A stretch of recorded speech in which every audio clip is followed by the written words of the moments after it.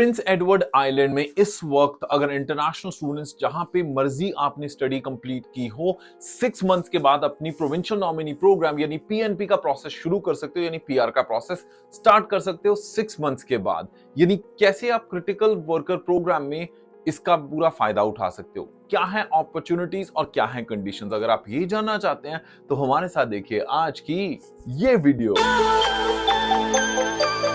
Check, Johnny Hans.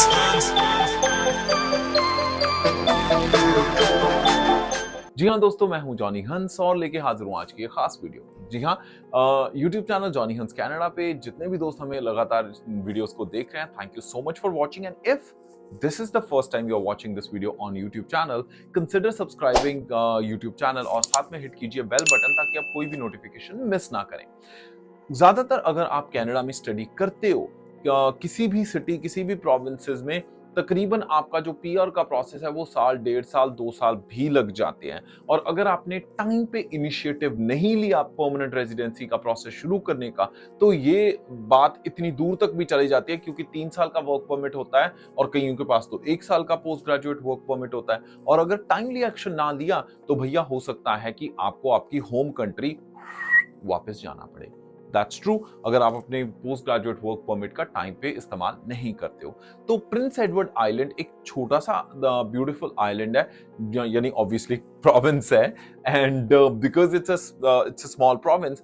और ज्यादातर जो इमिग्रेंट्स होते हैं वो पहले या तो क्वेबेक आते हैं या फिर टोरंटो यानी ओंटारियो में आते हैं या फिर ब्रिटिश कोलंबिया में आते हैं। ठीक है, अल्बर्टा और मैनिटोबा की अलग बात थोड़ी सी है, बट फिर भी ये 3 प्रोविंसेस में ज्यादा लोग आते हैं। बट गवर्नमेंट इस वक्त एनकरेज कर रही है लोगों को ज्यादा से ज्यादा दूसरी प्रोविंसेस में मूव करने के लिए, और प्रिंस एडवर्ड आइलैंड में भी इस वक्त वर्कफोर्स की शॉर्टेज चल रही है। इसीलिए उन्होंने एक स्पेशल प्रोग्राम निकाला है, critical worker programme. That means जो लोग क्रिटिकल सेक्टर यानी नॉक सी, नॉक डी, यानी वो जॉब्स जहां पे जो हमारी सप्लाई चेन से रिलेटेड है, जो डे टू डे लाइफ से रिलेटेड है, जिन चीजों के बगैर लाइफ रुक सकती है, वो जो जॉब्स हैं उनमें अगर आप काम करते हो तो आप 6 मंथ्स के बाद अपनी पीआर प्रोसेस शुरू करने के लिए एलिजिबल हो जाते हो। चाहे आपने 10+2 किया, चाहे बैचलर। ये बहुत अच्छी बात है, क्योंकि बहुत सारी प्रोविंसेस में अगर 10+2 की होती है तो आप पीआर प्रोसेस शुरू करने के लिए, पीएनपी के लिए भी केवल एलिजिबल नहीं हो पाते हो।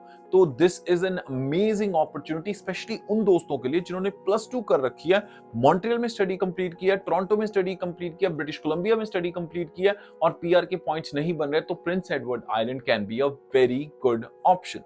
तो क्रिटिकल वर्कर प्रोग्राम आपके लिए कैसे काम कर सकता है? इसमें बहुत सिंपल चॉइस होती है। पहली बात कि you have to be on a valid work permit. दूसरा, your employer should be eligible to support your PNP which is provincial nominee programme.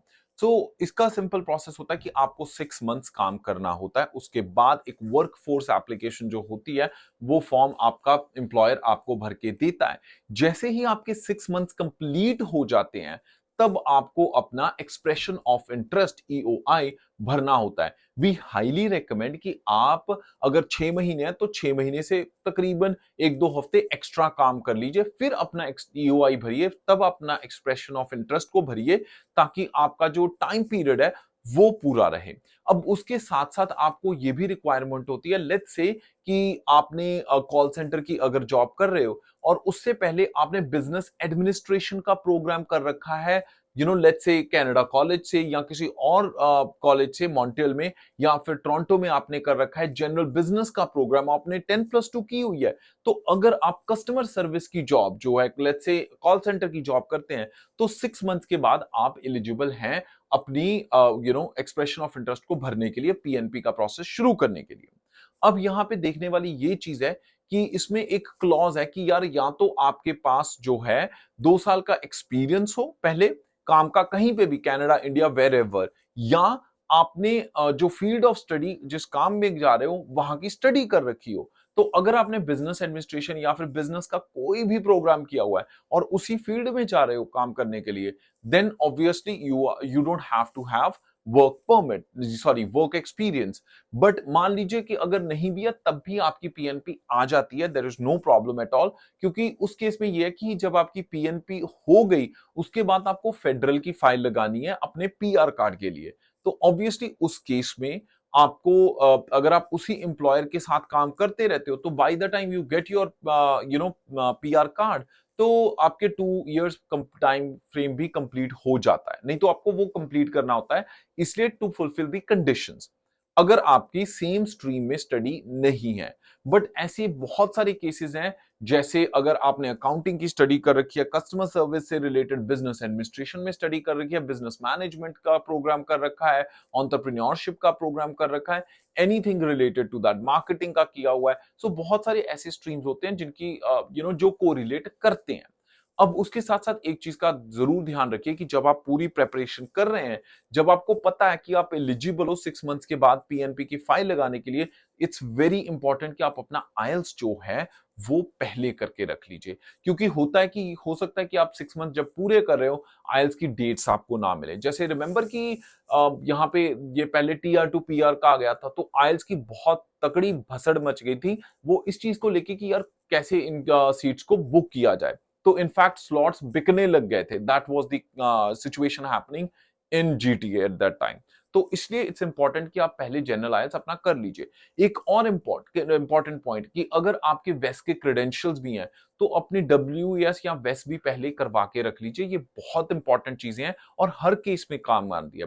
वैसे भी इस वीडियो को अगर कोई भी दोस्त देख रहा है जो इवेंचुअली कनाडा में काम करने आना चाहते हैं, या फिर सीधी पीआर या पीएनपी लगानी है, तो यार सबसे पहली इंपॉर्टेंट चीज है कि पहले जनरल आईएलटीएस दे के रख लो। That's always helpful. कई बार हमारे पास बहुत अच्छी पोजीशंस होती हैं, employers are looking for people, but उनके पास जनरल आईएलटीएस नहीं होता और एम्प्लॉयर्स को कई बार बंदे अर्जेंट चाहिए होते हैं।